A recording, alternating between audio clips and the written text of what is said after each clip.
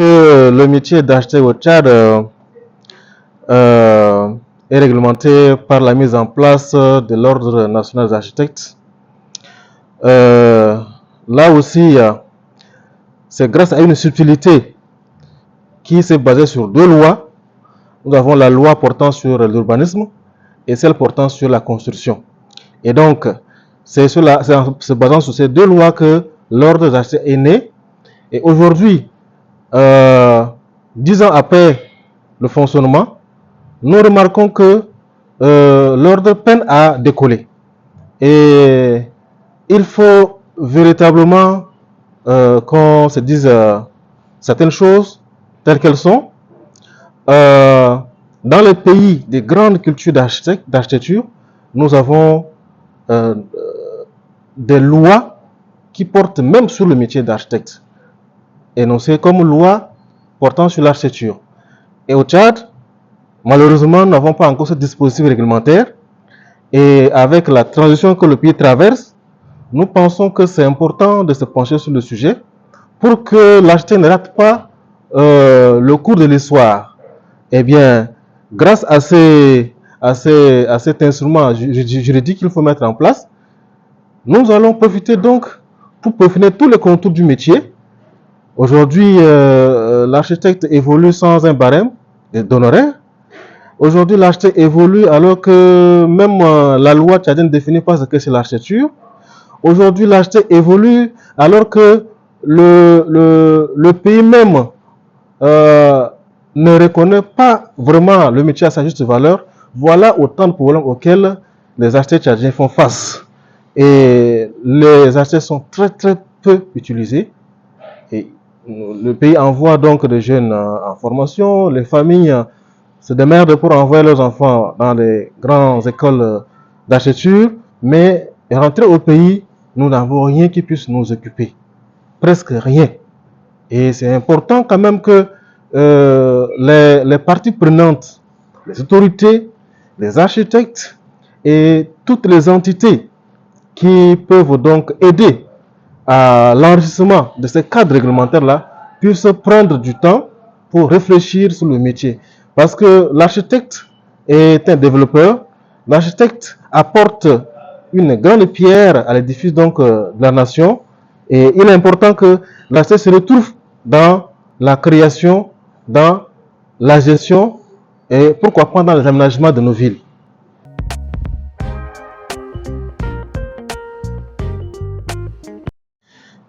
Je suis diplômé de l'école d'architecture dénommée École africaine des métiers d'architecture et d'urbanisme de Lomé, en abrégé IAMO, depuis 2011. Et je suis rentré aussitôt donc exercer au pays.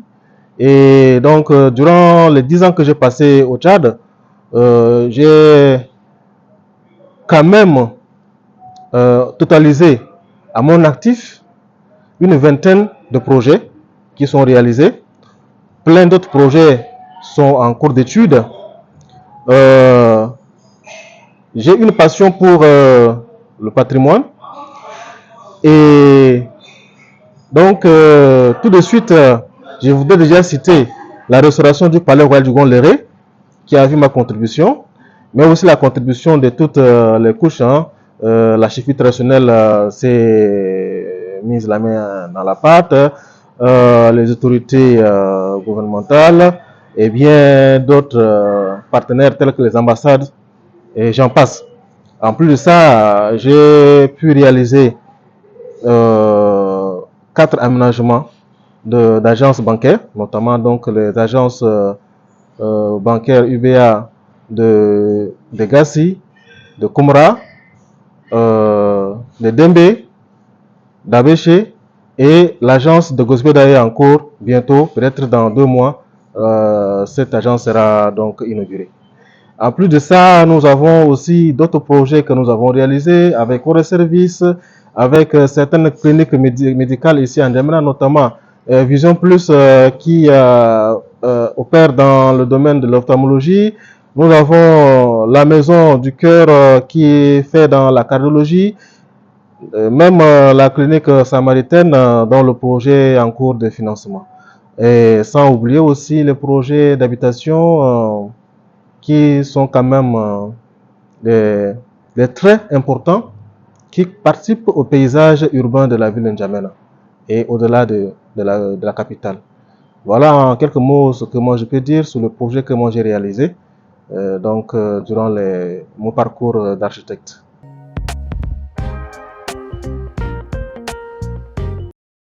La ville de N'Djamena rencontre de sérieux problèmes urbains. Beaucoup de thématiques urbaines peuvent être débattues. Déjà, il faut se rappeler que la ville de N'Djamena fait partie des rares capitales d'Afrique qui ont bénéficié des premiers instruments de planification urbaine, notamment le PUR, le plan urbain de référence. Ce document a été proposé pour les villes africaines qui n'avaient pas de ressources en matière d'élaboration de documents d'urbanisme, mais c'est des documents qui sont très vite dépassés. C'est pourquoi aujourd'hui, à N'Djamena, vous voyez que beaucoup de services publics ne fonctionnent pas bien. Prenons par exemple les transports. Prenons aussi le domaine même de la production même de parcelles, c'est-à-dire l'urbanisation. Eh bien, vous voyez, lorsque la ville n'est pas bien planifiée, eh bien, les services tels que les transports ne peuvent pas bien fonctionner. Il faut planifier les voies de manière à ce que, déjà depuis la conception urbanistique vierge, des dispositions soient prises pour la fluidité circulatoire. Et aujourd'hui, quand vous circulez dans N'Djamena, vous ne trouverez nulle part les parcs des stations de bus de transport en commun. Pire encore, combien de voies sont bitumées dans la ville de N'Djamena? Eh bien, combien de voies sont aménagées pour permettre donc à ces engins de transport en commun de pouvoir vaquer tranquillement à leur occupation. Bref, le service de transport est un sérieux casse-tête. Et la ville de N'Djamena, aujourd'hui, n'arrive pas à offrir des services de base, de qualité. Prenons par exemple aussi le domaine des marchés publics. Quand je dis marché public, je ne fais pas allusion à ces mécanismes de passation des marchés. Je parle simplement des équipements marchands. Le marché central est très dépassé. Si ce n'est pas parce qu'aujourd'hui, avec l'harmonie territoriale, beaucoup de Tchadiens s'approvisionnent à partir de Kossery, eh bien, le marché central n'Djamena ne peut pas véritablement desservir la population n'djaménoise à 100%. Et les marchés de quartier sont tous débordés, sinon mal construits. Et même s'il y en a qui sont construits, il y a très peu à la base une politique d'association de parties prenantes. C'est comme ça, vous allez voir certains marchés, par exemple de poissons, sont construits, mais ils n'ont pas intégré donc les usagers donc à la conception, aux idées maîtresses même de la conception, si bien que ces joyaux artificiels qui sont livrés ne sont pas utilisés, sinon sous-utilisés. Et les femmes qui vendent les poissons préfèrent se mettre directement au devant des rues publiques pour pouvoir écouler directement et avoir un contact fluide avec donc leurs clients. Et ça, c'est juste un exemple que j'ai pris, par exemple, pour le marché de poissons le nouveau pont qui est en construction sur le Chari. Et prenons par exemple le marché de poissons à Chagua. Et ce marché de poissons est construit il y a longtemps, mais les femmes qui vendent leurs poissons n'ont jamais déménagé de là où elles vendaient leurs poissons. Elles sont restées à l'emplacement initial, mais le nouveau marché de poissons est devenu simplement un marché de fruits. Vous voyez, ça, ce sont des insuffisances qui expliquent comment donc, les aménagements urbains sont conduits. Il faut associer les experts de la ville, notamment les architectes, les urbanistes, les topographes et bien d'autres corporations à la démarche conceptuelle de ces équipements urbains-là, afin que la ville de N'Djamena puisse véritablement apporter un service de qualité. Aujourd'hui, c'est important pour les villes de pouvoir renforcer la qualité et la quantité de leurs services parce qu'elles sont confrontées déjà à des problèmes de financement et lorsque déjà, dès le départ, les services de base sont mal faits, eh bien, ces mairies vont peiner à faire entrer donc des recettes pour le fonctionnement donc même de la municipalité.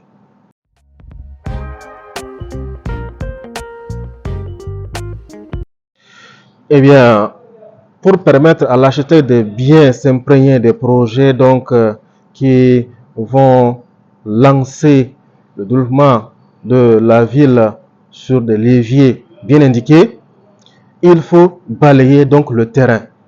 Vous voyez, l'architecte est précédé par l'urbanisme à l'échelle de la ville. Il faut que l'urbanisme planifie bien les espaces urbains et donc l'architecte vient maintenant en détail au niveau des parcelles pour développer donc ce que l'urbanisme a planifié comme équipement. Et en amont donc de l'intervention de l'urbanisme, nous avons d'autres experts qui peuvent intervenir à l'échelle de l'armature urbaine du pays, notamment les géographes, qui eux font de l'aménagement du territoire. Et tout ça aussi, il faudrait que les aménagements de territoire que nous faisons soient basés sur la vocation des villes, parce que les villes ne se ressemblent pas et donc nous ne pouvons pas construire les villes de la même manière. Et si nous voulons que nos villes soient des villes résilientes, parce qu'aujourd'hui, l'économie est en crise, parce qu'aujourd'hui, les finances publiques sont en crise, il faut forcément partir sur la vocation de chaque ville.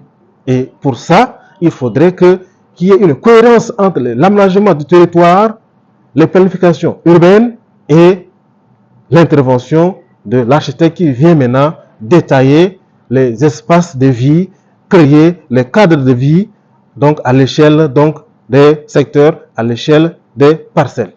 Donc si j'ai un conseil à donner aux autorités, c'est de respecter la méthodologie de la conception des équipements urbains.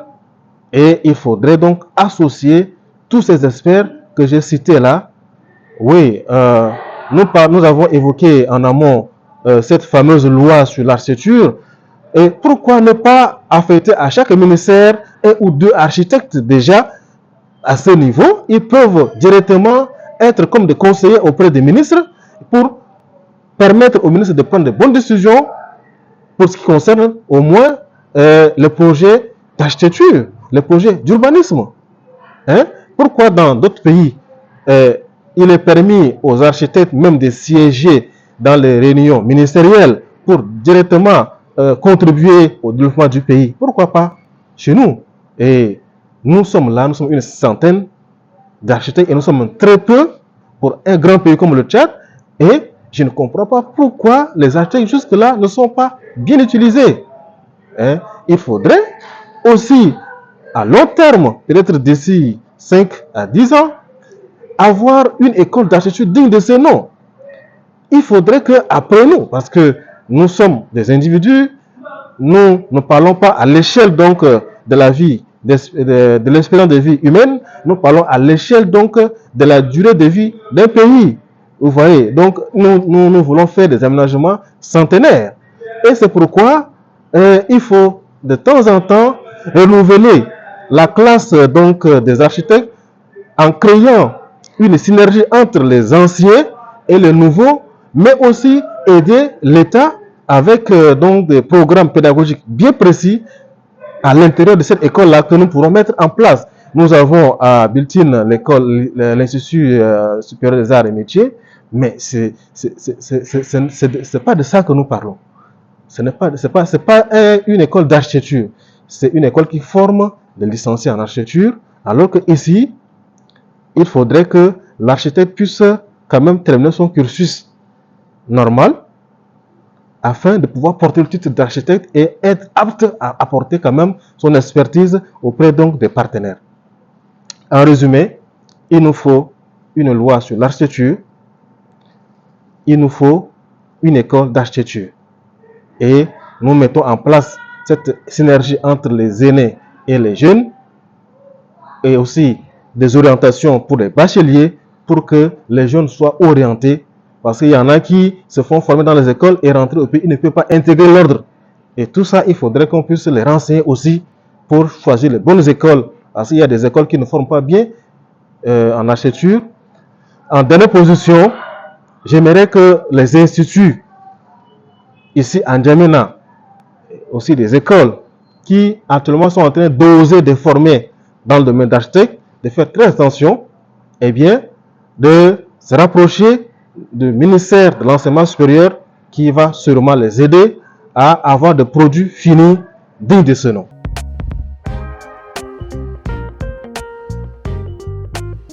Dehors de l'architecture, j'aime m'intéresser donc à la carrière agricole, la carrière agronome.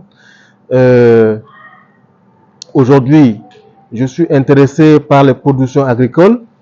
Je vois les Tchadiens développer des fermes, produire des fruits, mais aussi produire du lait, de la viande.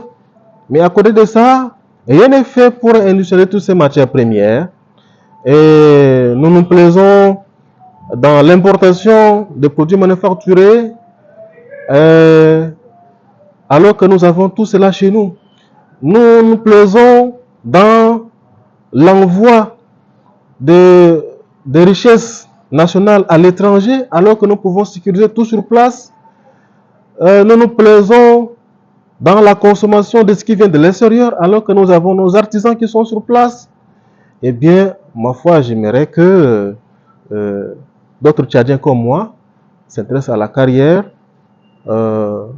agricole pour déjà commencer par faire des mini-transformations.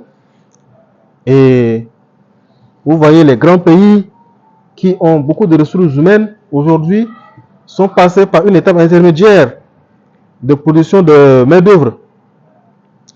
Aucune école aujourd'hui au Tchad ne forme dignement dans les écoles de maçonnerie, dans les écoles de métiers, alors que ce sont les étrangers qui viennent chez nous rapatrier tous ces fonds que nous avons là chez eux.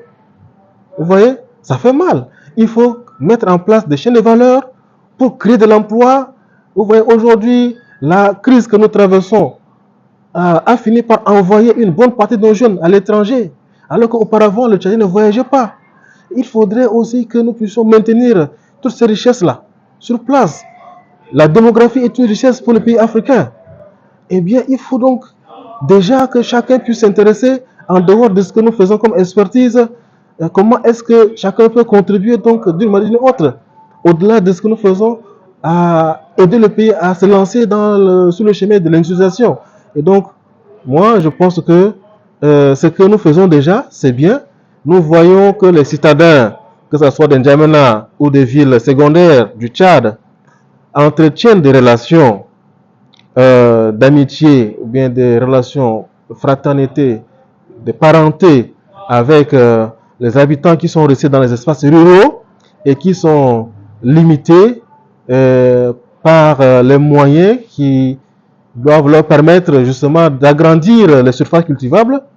Nous sommes sans ignorer que ce sont ces habitants des espaces ruraux là qui produisent des matières premières pour ceux qui vivent en ville, les céréales et consorts. Et il faudrait donc maintenir cette dynamique, cette synergie que nous avons créée avec les espaces ruraux. Et je suis sans ignorer que le gouvernement fait des efforts pour juste aussi apporter de l'aide à ceux qui opèrent dans les espaces ruraux, mais ce n'est pas suffisant, ce n'est pas de ça que nous voulons. Nous voulons plus que ça. Donc, si vous envoyez de l'argent à vos parents qui sont dans ce village pour entretenir les fermes, pour produire du lait, pour produire de la viande, il faudrait aussi que nous puissions transformer tout ça sur place. Vous voyez combien de bœufs nous envoyons au Nigeria, au Niger, en RCA, au Cameroun, alors que nous n'avons ici aucune industrie qui nous transforme ces viandes-là en des produits que nous pouvons conserver sur longue durée et pour limiter aussi donc l'argent que les trésors publics paient en matière de taxes douanières. C'est énorme comme comme ressources. C'est un manque à gagner. Il faudrait que l'État puisse vraiment s'asseoir avec tous les experts de tous les domaines pour renforcer les dynamiques qui existent déjà afin de tendre vers la véritable industrialisation, surtout que le Tchad a 4 frontières avec les régions africaines. Vous voyez l'Afrique du Nord à partir de la Libye, l'Afrique de l'Est à partir du Soudan, l'Afrique centrale à partir, donc nous sommes de l'Afrique centrale, la RCA, le Cameroun, l'Afrique de l'Ouest à partir du Nigeria, du Niger et voilà, les 2 pays. Et donc ça, c'est une opportunité qu'il faut saisir parce que nous avons un marché où nous pouvons écouler facilement dans les produits qui seront donc issus donc de ces processus de transformation.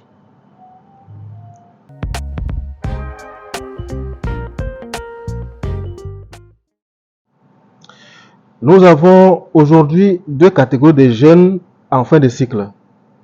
Les jeunes tchadiens qui finissent dans les écoles d'architecture, auparavant rentraient presque tous. Mais ces dernières années, nous avons remarqué qu'une bonne partie préfèrent évoluer dans d'autres pays. Et ceux qui arrivent au Tchad, ils ont du mal à intégrer les structures. Je prends par exemple mon cas. Quand je suis rentré au Tchad, j'ai commencé par envoyer dans les agences d'architecture qui existent des lettres de stage, des demandes de stage. J'en avais formulé 4.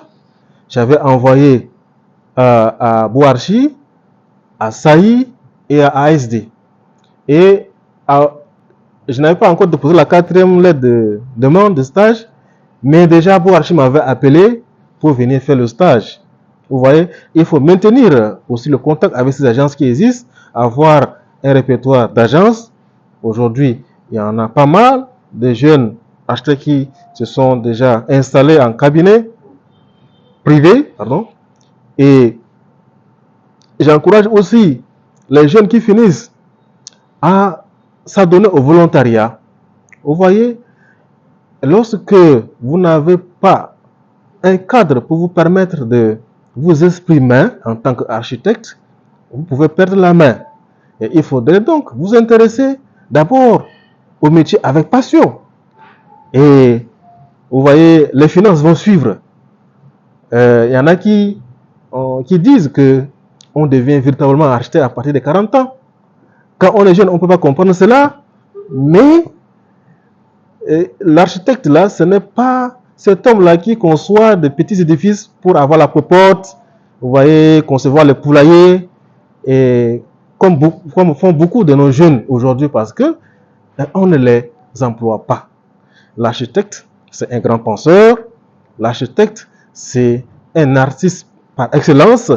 L'architecte, c'est celui-là qui aide le pays à conserver donc les ressources financières sur place pour empêcher donc aux capitaux de s'envoler.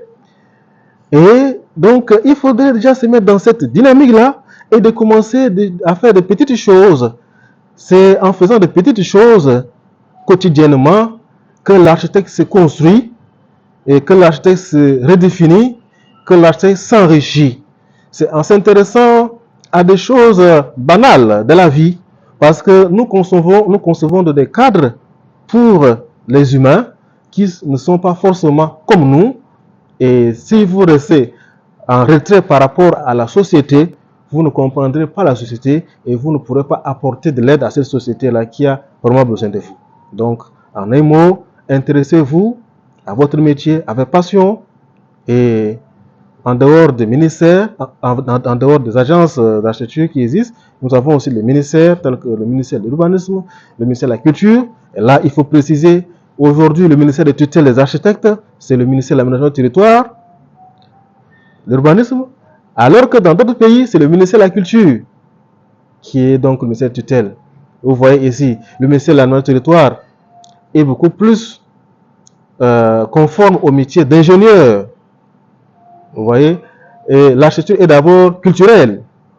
Et c'est le ministère de la Culture qui est mieux placé pour comprendre les architectes et véritablement les aider. Mais bon, vous voyez, je ne vais pas rentrer dans des choses qui sont difficiles, mais il y a aussi ce qu'on peut faire entre les ministères. Il y a des conseils interministériels qui peuvent avoir lieu pour quand même statuer sur le métier.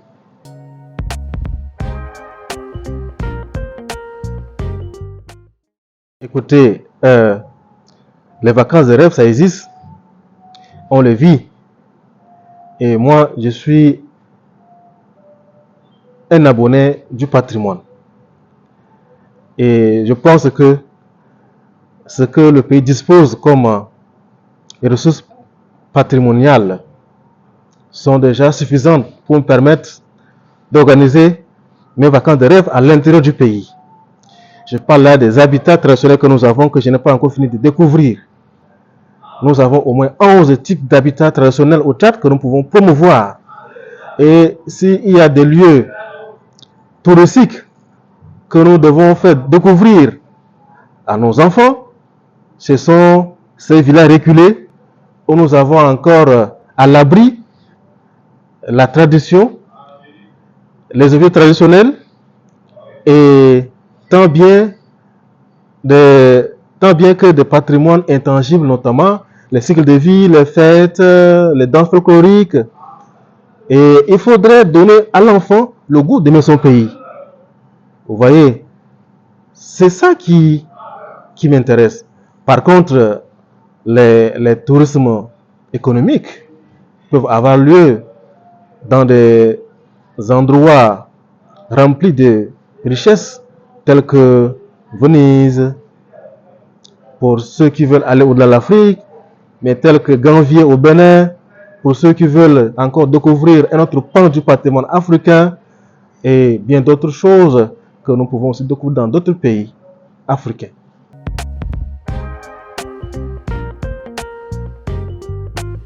Moi, je suis Moudan, j'aime ma tradition, je mange la boule accompagnée de sauces légumes.